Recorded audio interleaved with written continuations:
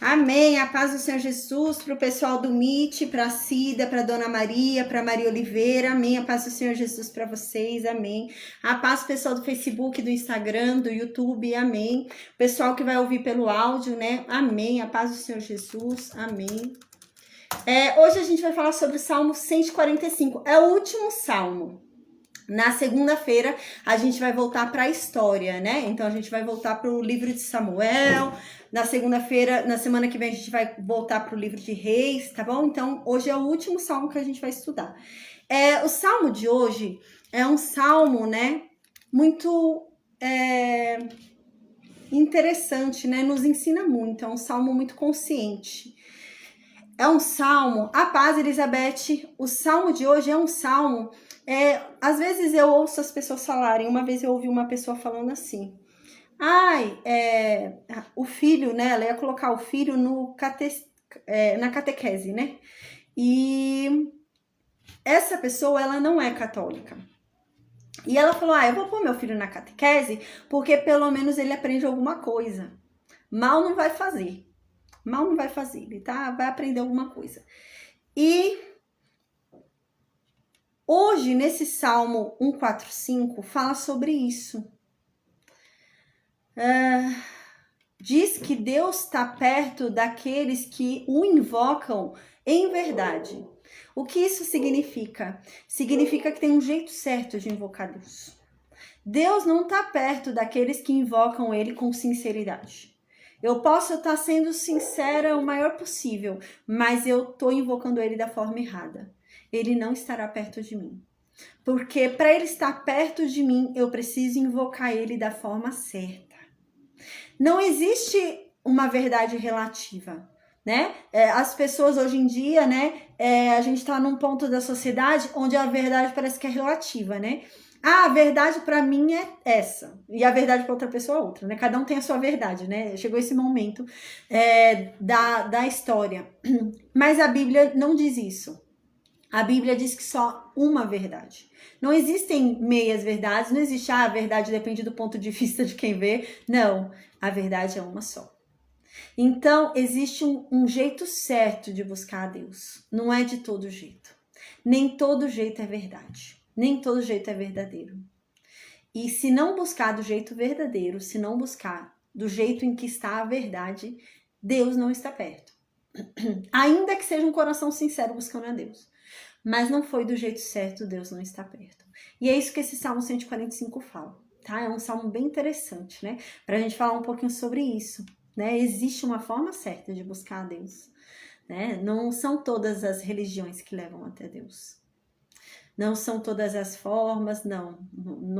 A verdade não é relativa, né? Não são várias verdades que levam para Deus, não, é uma só. E é sobre isso esse Salmo 145. Amém. Eu vou fazer a oração agora, amém, tá? E a gente então começa a estudar o Salmo 145. Amém. Meu Deus, obrigada, Pai. Obrigada por mais uma oportunidade. Obrigada por estarmos aqui reunidos diante da Tua santa presença, diante da Tua santa palavra, Pai. Vem falar conosco, Pai.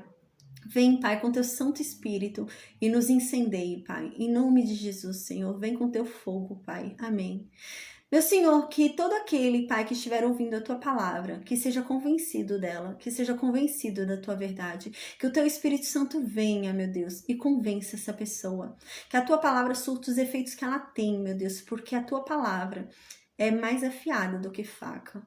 E ela entra, meu Deus, nos cortando, nos convencendo dos nossos pecados. E que assim seja a cada um que ouve a sua voz, a cada um que ouve a tua palavra. Que ela nos convença dos nossos pecados, que ela nos convença, meu Deus, das nossas falhas. E que venhamos a ser transformados por ela, que venhamos a ser modificados, que venhamos a ter uma nova mente, um novo coração, Pai, em nome de Jesus, Senhor, amém. Meu Deus, que o Senhor me use, Pai, que não seja o meu falar, mas que seu Espírito Santo me use, Pai, em nome de Jesus. Que o Senhor, Pai, em nome de Jesus, coloque a tua verdade em minha boca, meu Deus. Tempera cada palavra que sair da minha boca com sal, para que elas tenham um bom gosto. Que todo aquele que as ouvir, Pai, sinta o bom gosto que ela tem e que venha se apaixonar cada vez mais por Ti, que venha ter sede, que venha ter fome de Ti, que venha Te buscar incansavelmente, Pai. Amém. Que essa pessoa venha mergulhar na Tua presença, Pai, que essa pessoa venha Te buscar cada vez mais. Em o nome de Jesus, Senhor, se revela a cada um de nós agora, de uma forma clara, de uma forma simples. Venha falar conosco, Pai, e que a Tua verdade more dentro de nós, Senhor. Que o Senhor nos conduza nos Teus caminhos, no caminho da Tua verdade, no caminho, meu Deus, da Tua vontade. Que o Senhor nos guie em nome de Jesus. Amém. Amém. Amém, amém, amém. Gente, eu vou começar a leitura agora, então eu vou começar a explicar aquilo que eu falei, né? O Salmo 145 fala sobre isso, né? Existe um jeito certo de buscar a Deus. Eu já vi tanta gente falando, pelo menos tá buscando. Eu já vi gente indo para religiões que não levam até Deus, religiões que não têm a ver com a verdade da palavra, né? E eu vi pessoas falando, pelo menos está buscando a Deus. E esse Salmo 145 fala sobre isso. Será que realmente pelo menos está buscando a Deus? Será que é assim que funciona, né? Será que a gente deve ficar feliz porque pelo menos a pessoa está buscando a Deus? Da maneira errada, mas está buscando? É assim que funciona? E no Salmo 145, Davi diz que não. Não adianta nada buscar a Deus da maneira errada. Não adianta nada. Tem que ser da maneira certa. Não é simplesmente chegar e dizer Senhor, Senhor. Jesus diz isso, né? Nem todo que fala Senhor, Senhor entrará no reino dos céus. Porque não o buscou em verdade. Não o buscou do jeito certo. Ele falava Senhor, Senhor, mas não falou, não foi do jeito certo, não buscou do jeito certo. Então não entrará no reino dos céus. Então Jesus diz, né?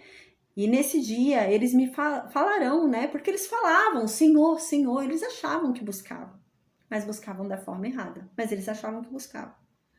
E eles vão dizer para mim, mas eu falei em seu nome, eu preguei em seu nome, eu até fiz milagre em teu nome, eu fiz tanta coisa em teu nome. E Jesus então diz, se aparta de mim porque eu não conheço vocês. E é isso que fala o Salmo 145. No versículo 1 diz assim, exaltar-te-ei, ó Deus meu e Rei. Bendirei o teu nome para todo sempre. Eu vou te exaltar, meu Deus. E o Senhor não é só meu Deus, mas o Senhor também é Rei. O Senhor não é só um Deus. O Senhor também governa. O Senhor manda. O território é seu. O Senhor reina. O Senhor é um Deus que reina. Não é igual os deuses lá do Egito, que quando Deus chegou, né? Deus que reinou ali, né? Deus chegou lá onde estavam os deuses do Egito e Deus mandou ali, né? Davi está dizendo, não, o meu Deus é rei. O meu Deus reina. O meu Deus manda. O meu Deus governa. Esse é o meu Deus. E eu vou dizer bem do seu nome, Deus. Eu vou falar bem de você, Deus. Para sempre. No versículo 2, Davi continua. Todos os dias te bendirei e louvarei o teu nome para todo sempre. Todos os dias eu vou falar bem do Senhor, Deus. Todos os dias. E eu vou louvar o teu nome para sempre. Eu vou ter dias maus. Nem todo dia é bom. Tem dias que são dias ruins. Mas ainda assim, eu vou dizer bem do Senhor nesse dia. Ainda que seja um dia ruim, eu vou dizer bem do Senhor. E ainda que seja nesse dia em que eu só perdi. Foi um dia de luto. Ainda assim, eu vou louvar o teu nome. Versículo 3, Davi diz, grande é o meu Deus. E ele é muito digno de louvor. Por isso é que eu vou louvar a ele todos os dias. Independente da circunstância. Independente do que aconteça. Porque ele é digno de louvor. Não precisa algo, a paz, Cristina, Armênia, Adriano, amém. Não precisa algo acontecer na minha vida para ele se tornar digno de ser louvado. Não. Ele já é digno de ser louvado. E é por isso que eu o louvarei. Não precisa algo acontecer na minha vida para eu louvá-lo. Então Davi diz: a sua grandeza é insondável. Quem pode estudar o poder de Deus? Quem pode, determinar qual é o limite? Se há um limite, qual é o limite? Quem pode? Ninguém. E é isso que Davi está dizendo. Ninguém pode estudar o poder de Deus, a grandeza dele. Ninguém. Versículo 4. Uma geração louvará a outra geração as tuas obras e anunciará os teus poderosos feitos. Aqui Davi está dizendo, e eu não vou falar do seu nome, bem dizer o teu nome, Deus, louvar o teu nome e vai acabar em mim. Não.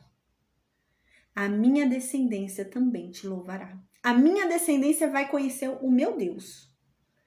Então Davi fala, eu vou falar para os meus filhos sobre o meu Deus, o Deus que eu conheci, as coisas que Deus fez na minha vida, os grandes feitos dele. Eu vou contar para os meus filhos e os meus filhos contarão para os filhos deles as coisas que Deus fez para eles também e para mim. E assim vai sendo, de geração em geração, vão contando sobre as suas experiências com Deus, para que a geração que vem já saiba quem é aquele Deus por causa dos seus antepassados, mas que também tem uma experiência com ele, né? E assim que será feito. Então, no versículo 5, Davi diz: meditarei no glorioso esplendor da tua majestade e nas tuas maravilhas. Eu vou meditar no teu poder.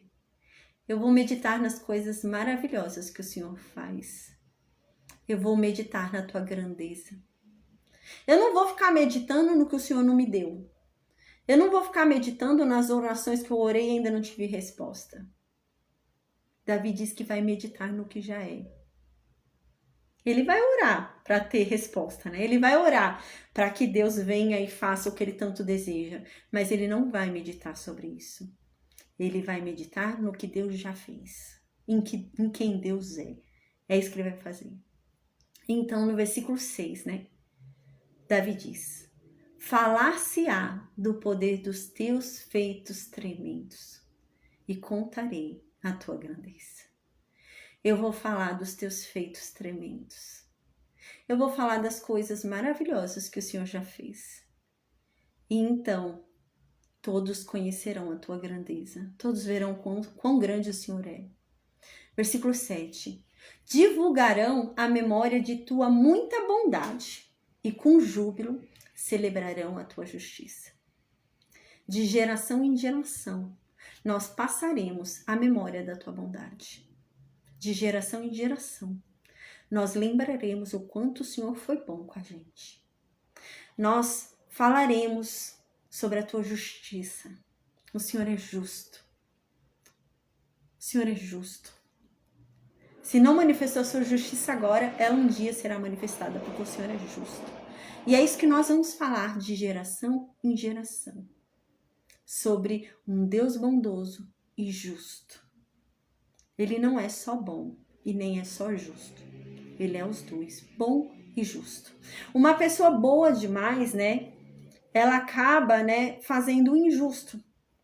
Às vezes a pessoa é boa demais, e acaba beneficiando aquele que não merece ser beneficiado. Porque ela é boa demais. É muita bondade, É muita bondade que ela derrama bondade até sobre aquele que não merece aquela bondade, Mas Deus é justo. Deus também trabalha com a justiça. Ele é bom, mas ele também é justo. Então a gente vê que não é um Deus que, Deus é amor, Hoje em dia foi pintado um Deus, que Deus ama. Deus te ama. Deus te ama. Deus te ama do jeito que você é. Deus ama todo mundo. Deus ama todos nós. Todo mundo é irmão. Não. Não é assim. Não é assim, não. Deus é bom conforme a justiça dele. Há uma justiça para ele ser bom. Ele não é só bom, ele é justo. Muitos lembram da bondade de Deus, né? Querem falar do amor de Deus. Ah, Deus te ama, Deus é amor, Deus é amor. Mas Deus é justo. Deus é justo. Versículo 8, Davi diz: benigno e misericordioso é o Senhor, tardio em irar-se e de grande clemência. Deus é bom e ele é misericordioso. A gente já falou o que significa misericórdia, né? A gente já falou qual a diferença entre misericórdia e graça. Misericórdia é quando Deus não me dá aquilo que eu mereço. Davi uma vez diz isso, né? A gente já estudou. Davi disse: louvado seja esse Deus que não me retribui segundo os meus pecados, mas ele tem misericórdia de mim. Ah, se ele fosse retribuir segundo os meus pecados, eu estava perdido, né? E é isso que ele está dizendo aqui. Deus é bom e ele também é misericordioso. Ele também tem misericórdia. Ele tem compaixão de qualquer um. Porque Deus é amor? Não. A palavra de Deus diz que Deus tem misericórdia de quem o tem. Na verdade, no Novo Testamento, Deus diz, né? Eu tenho misericórdia de quem eu quero ter misericórdia. E eu endureço o coração de quem eu quero endurecer o coração. Então, Deus tem misericórdia de quem o teme, né? E de quem não o teme é conforme a vontade dele. Ele tem misericórdia de quem ele quer ter misericórdia, né? Mas ele não desampara os que o temem. E é isso que deve estar dizendo. E diz aqui, tardio em irar-se e de grande clemência.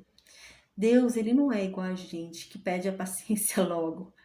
Às vezes a gente perde a paciência por bobagem, né? Coisa tão boba e a gente perde a paciência logo. Deus não é assim. A Bíblia diz que Deus, ele demora para perder a paciência. E louvado seja ele por isso.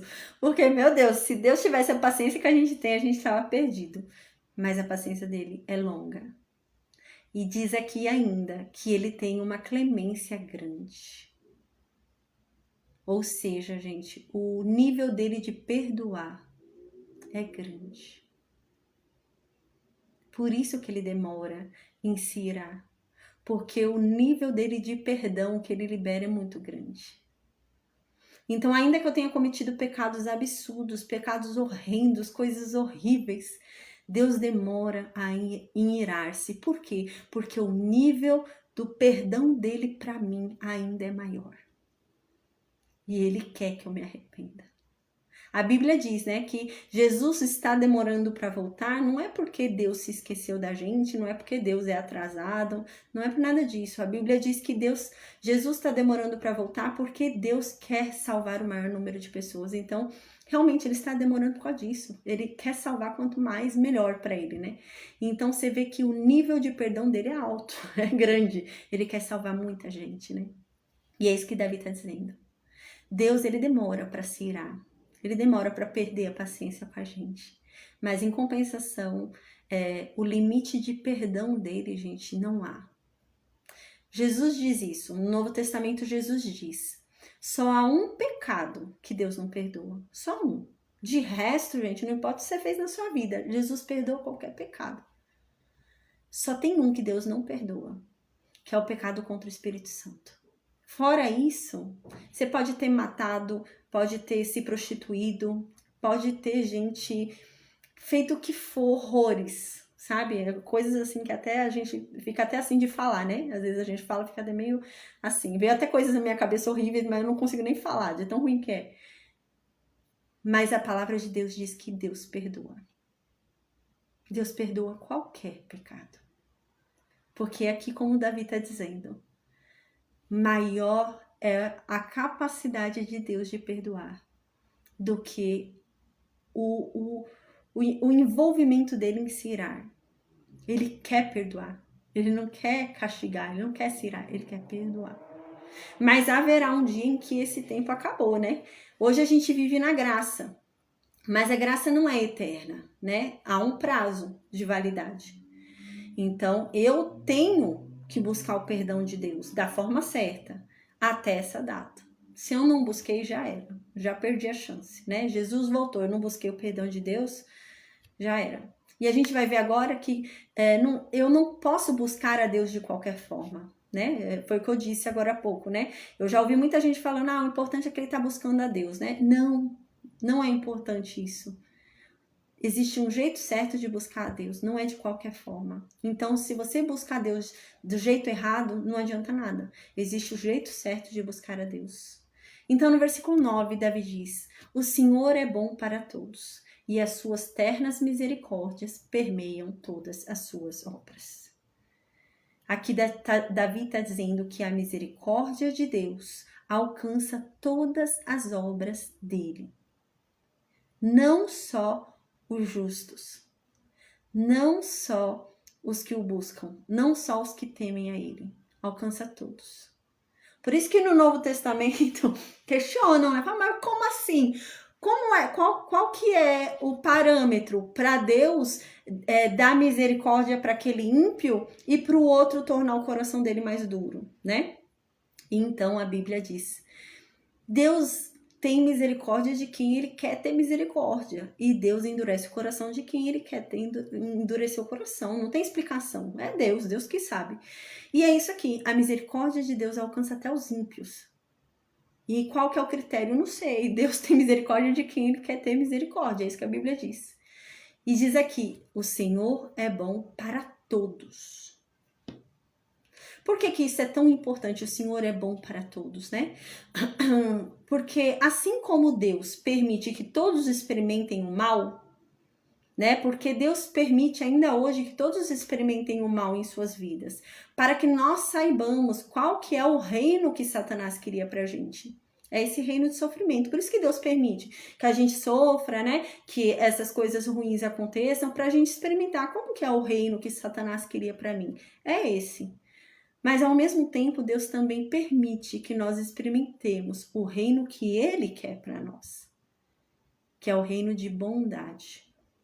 E aqui diz que Deus é bom para todos, até para o ímpio, gente. Até para aquele que não merece, na nossa visão. Deus é bom. Por quê? Porque Deus quer que ele saiba como que é o reino que Deus quer para ele, para que ele possa escolher. Eu quero escolher o reino que Satanás quer para mim, que é de sofrimento, ou eu quero escolher o reino que Deus quer para mim, que é o reino de bondade?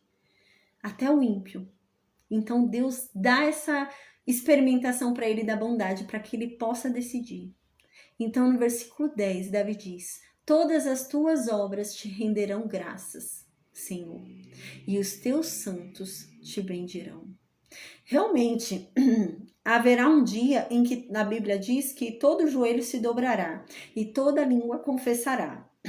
E é isso que ele está falando aqui. Todas as obras, tudo que Deus criou, vai render graças a Deus. Um dia vai acontecer isso. E realmente vai. A Bíblia diz que Jesus vem, né? Jesus vai voltar. Neste momento, algo vai acontecer, todos vão experimentar da graça de Deus. E mesmo aqueles que não acreditavam, que acreditavam em outros deuses, estavam em religiões erradas, alguma coisa assim, eles então vão conhecer a verdade, né? A palavra de Deus diz que, de alguma forma, neste momento, eles terão conhecimento da verdade quando Jesus voltar.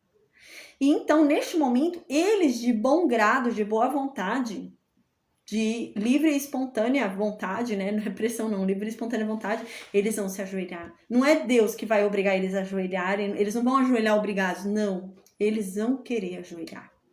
E eles vão querer falar da grandeza de Deus. Eles mesmos, ninguém vai mandar. Eles vão reconhecer. A Bíblia diz isso. Mas só que a Bíblia diz também que já é tarde. Porque eles vão ser convencidos da verdade, só que Jesus já voltou. E quando Jesus volta, Jesus não volta mais como advogado, Jesus volta como juiz. Então já era. A promoção já acabou. Então eles vão ser julgados e condenados, apesar de agora crerem. Eles serão condenados. Por quê? Por causa de tudo que eles fizeram. O livrinho da vida, né? Quando abrir lá o livro da vida, o que foi que você fez? Até o momento que Jesus voltou. Então, no versículo 11 diz assim: falarão da glória do teu reino e confessarão o teu poder, para que aos filhos dos homens se façam notórios os teus poderosos feitos e a glória da majestade do teu reino. Então, nós falaremos de geração em geração, nós falaremos sobre o teu reino, Deus. Nós confessaremos o teu poder. Para quê? Para que os nossos filhos, para que aos filhos dos homens, para que aos nossos filhos seja muito claro o poder que o Senhor tem. Para que aos nossos filhos seja muito claro o teu reino. Para que aos nossos filhos seja muito claro quem tu és, para que não haja dúvida para os nossos filhos. Então a gente vai falar realmente sobre a grandeza do teu reino e sobre o teu poder, para que eles não tenham dúvida de quem o Senhor é, de como é o teu reino. A gente vai falar. É tão difícil, a gente ver um pai e uma mãe falando para o filho, E é tão importante, é isso que a Bíblia diz, Nós devemos criar os nossos filhos no caminho do Senhor. E é isso, é falar para os nossos filhos sobre o reino de Deus, que é diferente desse aqui. Não tem sofrimento, Falar sobre isso. Falar sobre o poder de Deus, Que nada tá fora do poder de Deus. E é isso que Davi está dizendo aqui. A gente tem que tornar claro para os nossos filhos, o poder de Deus, a majestade de Deus, a glória do reino dele. Tem que tornar isso muito claro para que ninguém venha depois e plante uma semente errada nos nossos filhos. Porque se não vem alguém depois e fala alguma coisa, nossos filhos acreditam. Aí os nossos filhos começam a acreditar na teoria da evolução, Então não pode. A gente tem que falar com clareza com nossos filhos, tem que falar com a maior notoriedade possível, sabe? Do poder de Deus, da grandeza de Deus desde sempre.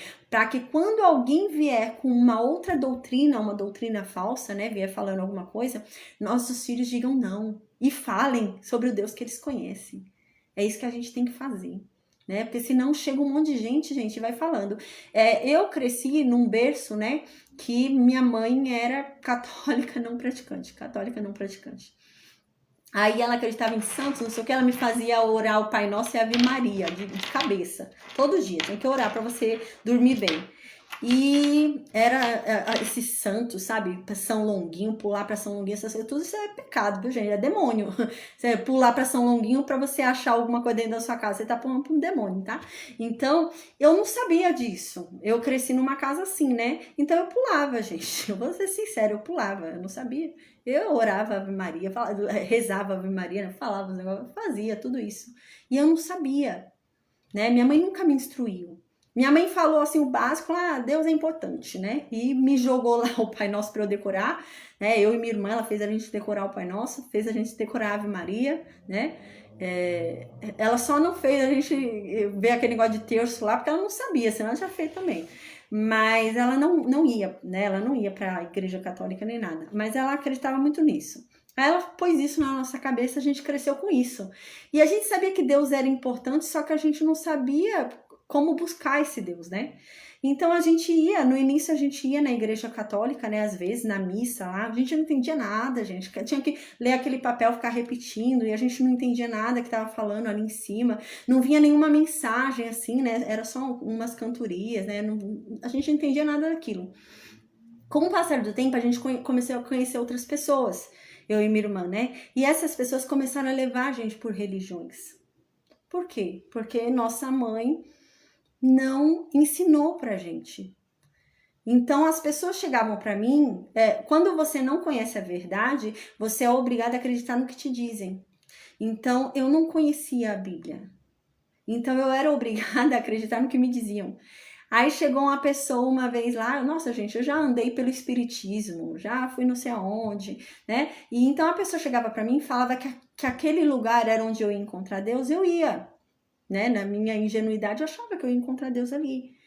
Então, eu ia lá no espiritismo, aí eu ia lá no centro, mesa lá, não sei o quê. Gente, eu ficava morrendo de medo daquele negócio, eu não entendia nada daquilo. Falei, meu Deus, mas será que é aqui mesmo que buscar Deus? E eu ali, Aquele negócio esquisito, eu não me senti em paz, uma coisa estranha, E eu tentando buscar Deus, mas o que é isso, né? Não foi me ajudado. Se eu tivesse sido ajudada desde pequena, né?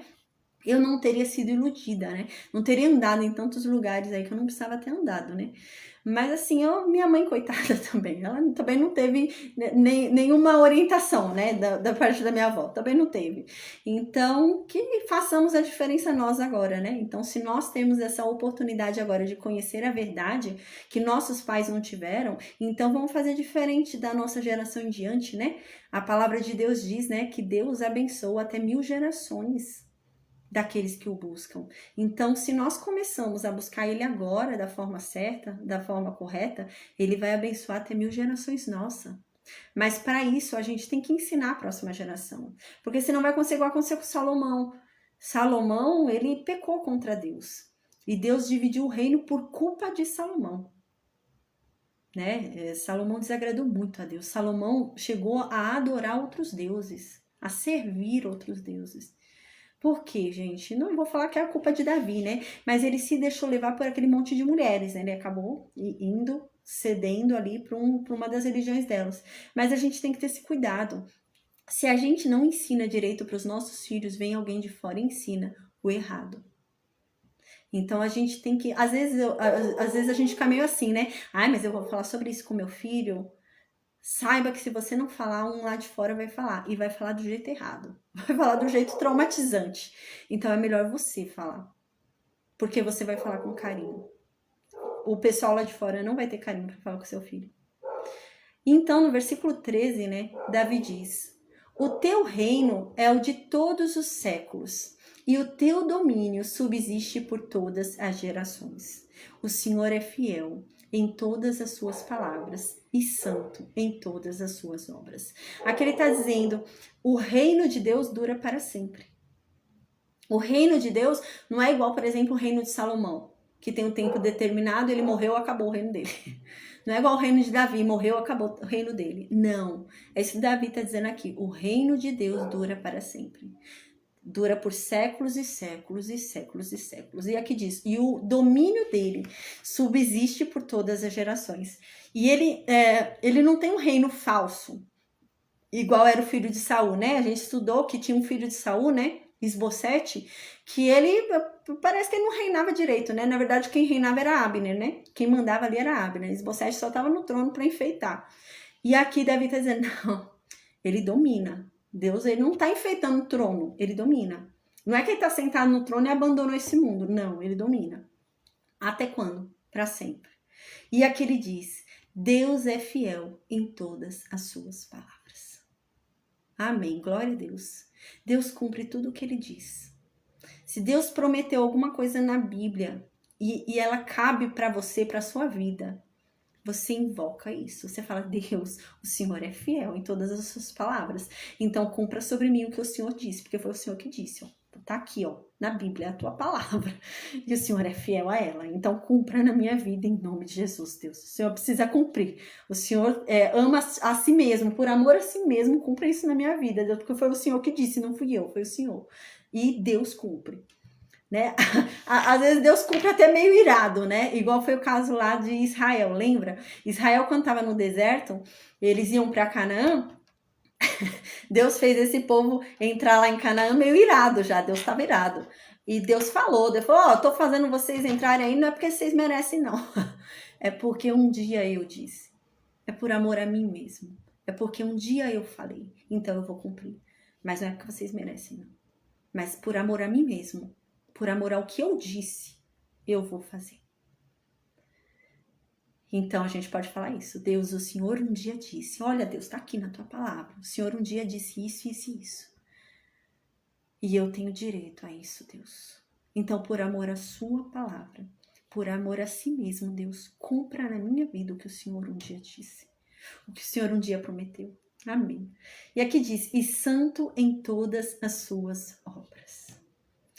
No livro de Gênesis, quando fala sobre a criação do mundo, após cada criação, diz assim, e Deus viu que o que ele fez era bom, né? Sobre cada criação fala, e Deus viu que o que ele fez era bom. E Deus viu que o que ele fez era bom. Toda a criação. E é isso que ele está dizendo aqui. Deus é santo em todas as suas obras. Nada do que Deus faz é mal. Tudo que Deus faz é bom. Tudo que Deus faz é bom. Deus não erra. Deus é bom. Deus é perfeito. Ele é santo em tudo que ele faz. Inclusive em você, que ele te criou, em tudo. Deus é santo. Ele é bom. Então, no versículo 14 diz: o Senhor sustém os que vacilam e apruma todos os prostrados. Deus sustenta aqueles que estão quase vacilando, tá quase caindo. Deus sustenta esse, para ele não cair.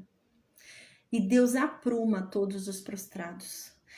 Sabe uma pessoa prostrada, assim, uma pessoa prostrada, vamos imaginar uma cena assim, né? A pessoa tá com a gravata, com a roupa assim, né?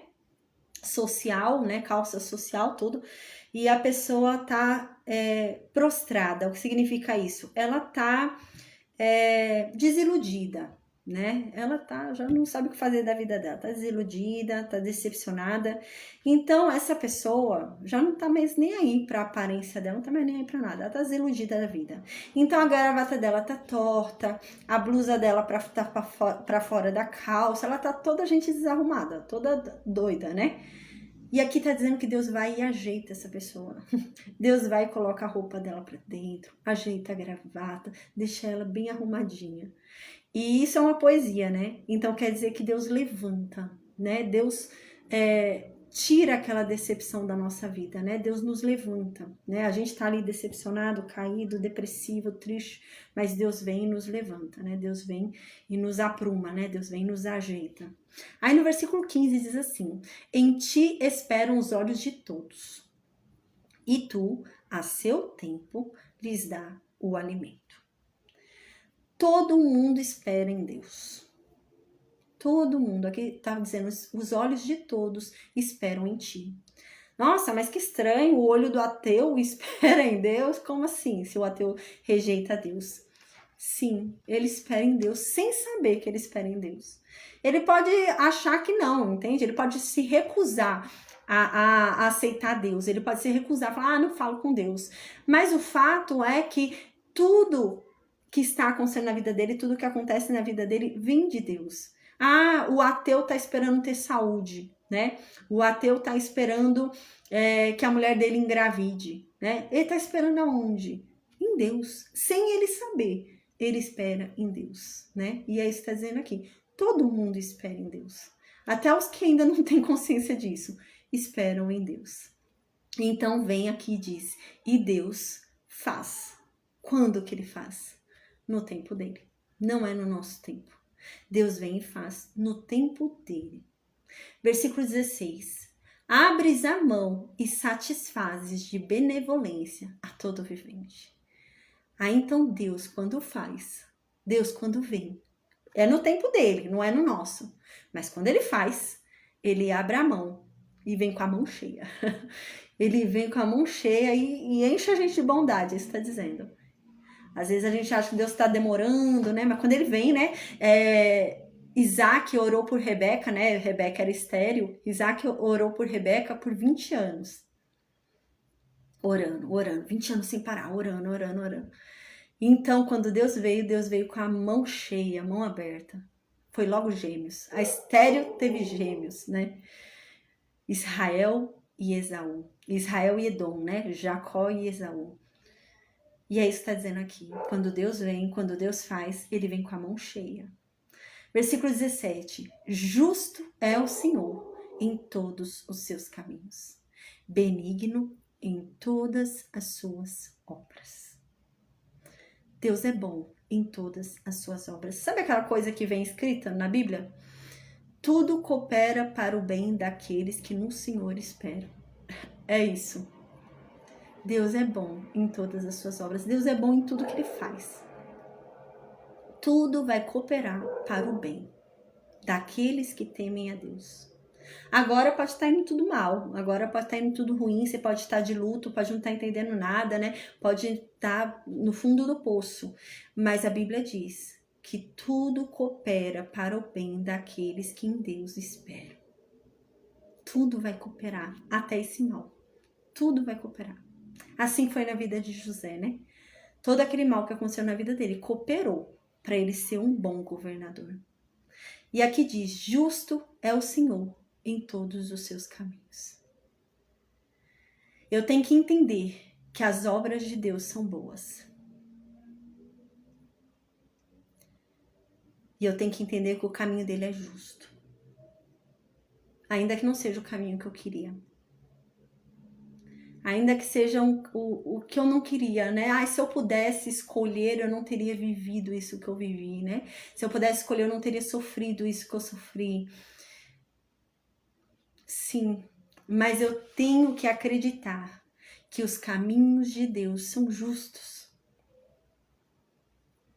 É difícil quando a gente fala injusto e traz sofrimento, né? Como assim o caminho de Deus é justo e trouxe sofrimento, né? E essa é a questão. Eu não tenho que questionar o porquê, nem para quê. Eu tenho que confiar. Quem confia não questiona, né? Então eu tenho que acreditar que o caminho de Deus é justo. Ainda que eu tenha sofrido, ainda que eu tenha chorado, ainda que ele tenha me tirado algo, eu tenho que confiar que o caminho dele é justo. Não é fácil, né? Mas eu tenho que confiar. Aí no finalzinho Davi diz, para que essa pessoa entenda de uma vez que o caminho de Deus é justo. Então ela vai entender que tudo que Deus faz é bom. Ou seja, tudo coopera para o bem daqueles que no Senhor creem. Eu tenho que confiar nesse caminho que ele tá me permitindo passar aqui. Eu ando no temor de Deus, eu ando nos caminhos de Deus, eu busco a Deus. E tá tudo mal, né? Eu tô de luto, perdi alguém. E eu preciso acreditar que o caminho de Deus é justo. Algum bem, algo há de propósito, né? O final vai ser bom, é isso que eu tenho que acreditar, né? Tudo coopera para o bem daqueles que em Deus temem. Versículo 18. Perto está o Senhor de todos os que o invocam. De todos que o invocam? Aí Davi diz, de todos os que o invocam em verdade. Essa parte aqui no versículo 18 que eu tinha falado no início da aula. Às vezes você vê, né? A pessoa fala assim, o importante é que ele tá buscando a Deus, né? Só que tá buscando errado. Será que realmente é importante ele buscar Deus dessa forma? Davi diz que não. Davi diz que não adianta nada. Davi está dizendo, Deus só está perto de quem o busca de verdade, da forma certa. Então existe uma forma certa para buscar Deus. A verdade, ela não é relativa, né? Não existe a minha verdade e a sua verdade, né? As pessoas que leem a Bíblia dessa forma não acreditam na Bíblia, porque a Bíblia é a verdade. E se eu acredito na Bíblia, eu tenho que acreditar nela completa. Ela é a verdade inteira. Então eu preciso acreditar nela completa. Como que eu vou acreditar numa parte e na outra não? Eu preciso acreditar nela toda. Não existe meia verdade. A verdade é uma só, né? Tem muita gente falando, a verdade depende do ponto de vista de quem vê, né? Não, a verdade é uma só. É só uma, não existem duas verdades. A verdade é uma só. E aqui Davi está dizendo, né? Deus está perto somente de quem busca ele da forma certa. Em verdade, da forma certa. Aí uma vez eu até falei, no início da aula, né? Uma vez, né? Uma pessoa foi e falou pra mim, né? O filho dela, né? Ela nem é católica. O filho dela, ela quer pôr na catequese, o filho dela. E eu fui e falei, poxa, mas não tem escola evangélica? Eu conheço escola evangélica. Tem uma na Aricanduva, se não me engano, tem uma escola evangélica aqui. Ela falou, não, é difícil para na escola evangélica, não sei o quê. Ele tá numa escola católica agora. Aí, olha só, já começou errado. Foi para a escola católica primeiro. Lá na escola católica, agora começou a entrar mais na cabeça dele e agora ele vai para catequese. Aí teve um dia até, né, que eles receberam uma santa na casa deles. Aí se sentaram lá à mesa, né, se reuniram. Ela pegou o papelzinho e ia começar a orar ali pra santa. Aí eu saí de perto e falei, vou ficar lá fora. Aí nisso, né, nem é a religião deles. E ela orando junto com ele. E nem é. Tanto que uma pessoa ainda falou assim, ela vai lá pra fora porque não é a religião dela. Aí a mãe da criança falou, também não é a minha religião. Também não é a nossa religião não, viu? E pra que tá orando então? Pra que tá orando não? Pra que tá rezando pra aquilo? Pra que tá invocando aquilo, né? Mas é isso. E esse é o jeito certo? Igual a pessoa tá buscando a Deus, ela acha que tá buscando a Deus. Ela acha que tá invocando a Deus. Ela não acha que tá invocando um demônio. Gente, ninguém acha. Todo mundo acha que tá invocando Deus. Ninguém vai para uma religião achando que é a religião errada. Todo mundo vai para uma religião achando que é a religião certa. Todo mundo invoca uma coisa achando que tá invocando uma coisa boa, né? Uma coisa que vai te fazer bem. Ninguém invoca uma coisa achando que aquela coisa vai ser mal para você. Então, todo mundo invoca alguma coisa achando que é bom. E ela tava invocando ali, achando que era bom. Ela fala, mal não vai fazer, né? Pelo menos tá buscando Deus. Vai fazer mal sim. Porque tá invocando errado. Deus só está perto daqueles que o invocam verdadeiramente, de verdade, da forma certa. Não existe meia verdade. A verdade é uma só. E qual que é a verdade para você invocar a Deus? Em obediência, da forma certa. Eu não vou invocar a Deus, gente. Você acha que Deus vai estar perto de mim se eu invocar a Deus dentro de um prostíbulo? Começar a invocar ali Deus e eu no prostíbulo e continuo lá no prostíbulo. E fico todo dia lá no prostíbulo. Deus tá comigo? Tá nada. Não. Precisa ser da forma certa. Eu posso até invocar ele a primeira vez lá no prostíbulo, mas eu tenho que mudar. Né? Vinde a mim como estáis, mas muda. A pessoa não pode ir para Deus do jeito que tá e permanecer do jeito que tá, né? Ela tem que mudar. Então aqui diz no versículo 18 que Deus está perto dos que o invocam. Peraí, não de todos que o invocam, mas sim daqueles que invocam a Deus em verdade. Não é de verdade, é em verdade. É na verdade. Aqueles que invocam a Deus na verdade. Estão dentro da verdade. É isso que está querendo dizer aqui. Não é de verdade, né? Eu estou invocando a Deus de verdade. Não é de mentira, é de verdade. Eu estou sendo sincera, né? Não é isso que está dizendo aqui. Aqui está dizendo que invocam a Deus em verdade. Dentro da verdade. Então, dentro de qual verdade eu tenho que estar para invocar a Deus e Deus está perto de mim? Da verdade dele. Eu preciso estar dentro da verdade dele para invocar ele e ele está perto de mim. Ou seja, eu preciso obedecer a ele. E como que eu faço isso? Nossa, então tem um ritual. Jesus, tem um jeito então para eu invocar a Deus e eu não sei. Como que eu vou saber qual que é o jeito de eu invocar a Deus? Lendo a Bíblia. Leia a Bíblia. Leia a Bíblia porque a Bíblia vai dizer qual é o jeito certo de você invocar a Deus. Por quê? Porque a Bíblia é a verdade. Se a Bíblia é a verdade e para Deus estar perto de mim eu preciso invocá-lo dentro da verdade, eu preciso conhecer a verdade. A única forma de eu não ser enganada é conhecendo a verdade. As pessoas são enganadas, foi o que eu falei, não é porque elas querem ser enganadas, gente. Coitadas, elas não querem ser enganadas, elas acham que estão certas. As pessoas são enganadas, mas elas não querem. Mas a única forma de eu não ser enganada é eu conhecendo a verdade. Se eu não conheço a verdade, né, eu sou obrigada a acreditar no que me contam. A pessoa vem aqui e me conta qualquer coisa, eu acredito. Já me falaram tanta asneira e eu acreditava, porque eu não conhecia a Bíblia, eu não conhecia a verdade. Aí no versículo 19, Davi diz: Ele acode à vontade dos que o temem. Nossa, tá dizendo aqui que Deus faz a vontade daqueles que o temem. Gente, uau. Aqui tá falando que Deus realiza os desejos da pessoa que teme a Ele. É lógico que Deus realiza os desejos dessa pessoa. Se a pessoa teme a Ele, gente, se a pessoa anda em obediência obediência a Ele, tudo que essa pessoa desejar vai estar dentro da vontade de Deus. Porque assim, Deus só faz o que está dentro da vontade dele, né? Então, não é qualquer coisa que eu oro que vai acontecer. Se eu orar algo que não está dentro da vontade de Deus, não vai acontecer. Porque não está dentro da vontade de Deus aquilo que eu estou orando. Mas se eu oro algo que está dentro da vontade de Deus, vai acontecer. E é isso que está dizendo no versículo 19.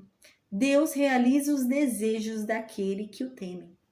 Por quê? Porque uma pessoa que teme a Deus, uma pessoa que é obediente, que segue a Deus, ela está na vontade de Deus. Essa pessoa, ela vai pedir algo que é de acordo com Deus. Ela nunca vai pedir algo que é diferente da vontade de Deus. Ela está na vontade de Deus, né? Então, Deus vai fazer. Deus vai realizar. E aqui diz, atende-lhes o clamor e o salvo. Aqueles que o temem, quando eles clamam a Deus, Deus atende o clamor deles e salva eles. Aquele que teme a Deus na hora da aflição, se ele orar a Deus, chamar a Deus, Deus vai salvá-lo daquela aflição. Aí no versículo 20, Davi diz, o Senhor guarda a todos os que o amam, porém os ímpios serão exterminados. Deus protege a todo mundo? Deus protege todo mundo? Não. Deus protege aqueles que o amam. Só. Deus protege aqueles que o amam. E quanto aos outros, serão exterminados. Deus protege aqueles que obedecem a Ele, né? Aqueles que o servem, né? E os outros serão exterminados. No grande juízo vai todo mundo para o lago de fogo e enxofre. No versículo 21 diz assim, profira a minha boca louvores ao Senhor, e toda a carne louve o seu santo nome para todo sempre. Então, Davi finaliza, né? Esse salmo, o Salmo 119 é parecido com esse salmo em uma coisa. O Salmo 119 tem algumas palavras em hebraico lá, né? Tem algumas bíblias, algumas traduções que tem umas palavras em hebraico lá no meio do Salmo 119, né? E o que são essas palavras em hebraico, em negrito, né? É o alfabeto, o grego, é o alfabeto hebraico, né? Então, aqui também, tá? Nesse salmo aqui, 145 que a gente está estudando, também há a descrição do alfabeto hebraico, né? Então, Davi usa o alfabeto hebraico para falar de Deus nesse salmo 145, né? E é como se fosse o quê? Como se fosse Deus, né? Está do início ao fim, né? Do início ao fim, Deus está ali, né? Da primeira letra até a última, Deus está ali, né? Todas as letras do alfabeto hebraico não ficaram nesse salmo, mas eu creio que foi nesse intuito, né? Deus está do início ao fim, né? Então aqui, né, é o último salmo de Davi, gente. É o último salmo de Davi que tá no livro de Salmos, é esse, tá? Não significa que foi o último salmo da vida de Davi, né? Porque não tá em ordem cronológica os salmos distribuídos ali no livro de Salmo, né? Então tá por ordem ali de poesia, né? Então de mensagem ali poética, né? Então não provavelmente não é o último esse, né? Mas é muito bonito por ele ter ficado lá no final, tanto que o último capítulo, quando a gente for estudar o capítulo 150, né, tem um motivo para ele estar ali, aquele salmo 150, né, porque são salmos que eles querem levar a gente a entender o que, né, poxa, apesar de tudo que ele sofreu, apesar de tudo que ele viveu, apesar de todas as perseguições, apesar de todas as baixas, apesar de todos os lutos, né? Apesar de todo o sofrimento, apesar de todas as vezes que ele achava que não ia mais e foi, né? Ele achava que ia morrer e depois Deus reavivava ele, né?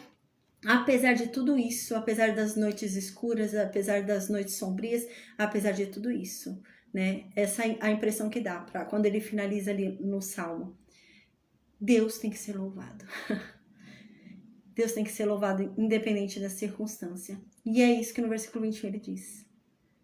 Que a minha boca sempre fale bem de Deus. Que a minha boca sempre louve a Deus. Independente das circunstâncias. Independente se tá tudo bem ou se tá tudo mal para mim. Porque Ele é digno de louvor. Ele não precisa de algo que dê mérito para Ele ser louvado. Ele já é digno de louvor. Ele não precisa fazer nada para ser louvado. Ele já é digno de louvor. Então Davi finaliza. E toda a carne louve o seu santo nome para todo sempre. Amém. Ele é digno de louvor e que toda a obra dele louve a ele. Porque ele é digno de louvor. E é isso, né? É isso que vai acontecer. A gente vai ver, glória a Deus, amém, tá bom? Então, gente, glória a Deus, a gente terminou aqui os Salmos de Davi. Segunda-feira, então, semana que vem, a gente vai estudar a história de Davi, o finalzinho ali, tá? A gente vai ver sobre a morte dele, tá? Na segunda-feira, a gente vai ver as últimas palavras de Davi. Na terça-feira, a gente vai ver a morte de Davi. Na quinta-feira, a gente vai começar o reinado de Salomão, tá? E vamos começar também o livro de Cantares, tá bom? Amém, gente. Que Deus abençoe a todos, tá bom? Fiquem com Deus, bom descanso, uma boa noite, bom final de semana, ô glória. E até segunda-feira, com a graça de Deus. Amém. Deus é bom, Deus é maravilhoso, né? Glória a Deus por isso. Amém. Eu vou desconectar então. Amém. Amém, Lígia. Glória a Deus. Amém. A Lígia no Instagram. Amém.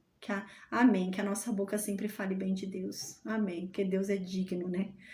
Deus é digno do louvor. Amém. A paz, Dai. Amém. Boa noite. Bom descanso. Amém. Um beijão, viu, gente? Um beijo pra Cat. Amo vocês. Beijão. Fiquem com Deus. Vou desligar, tá, gente? Amém. Bom descanso. Boa sexta aí. Bom final de semana. Amém.